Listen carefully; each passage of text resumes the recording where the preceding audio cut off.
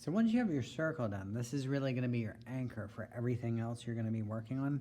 So I can go outside the circle or inside the circle, and I'm going to draw another one that is parallel to it. So I'm really going to try to keep my hand steady, working my way all the way around.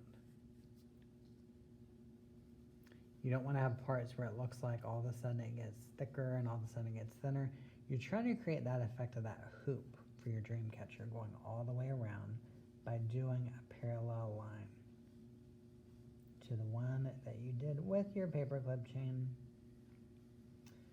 So I'm doing that, and then I'm going to start thinking about what are some things I would draw as details that look like the actual hoop. A lot of the photographs we looked at in our research on the page before this look a lot like there's like leather sinew wrapped around it. So if I do a line that sort of goes this way, it seems like it's starting on one side of the hoop and then it's wrapping around to the other side. This line can actually create the effect of the leather being wrapped around. So I'm going to continue this all the way. Now once you've done that all the way, you're going to start actually working in color. So I'm going to take a break from that because I think you guys can see how I would continue that. And I'm going to start utilizing some color pencils. So here I have this sort of lighter brown color.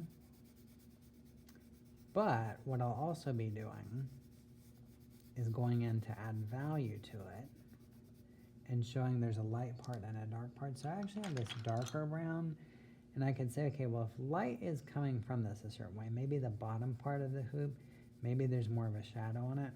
Now, as soon as I put a shadow there, instead of looking at everything, we're really focused on this part because that actually looks like it's more three-dimensional. So I'm going to continue this effect all the way along the parts I've added color to.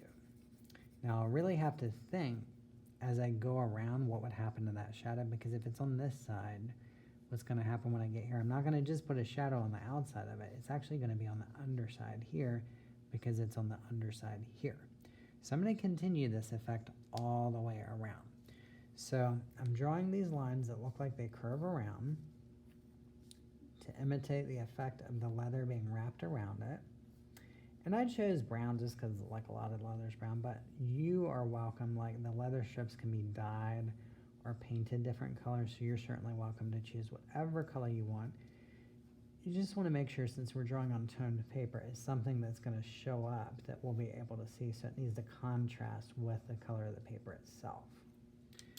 So filling in my middle tone color here with a color that shows up against the paper, and then thinking about, okay, it should have light parts and dark parts. So this side would have the shadow. Maybe there'd be a little bit of a shadow from the wrapping part overlapping some onto the next piece.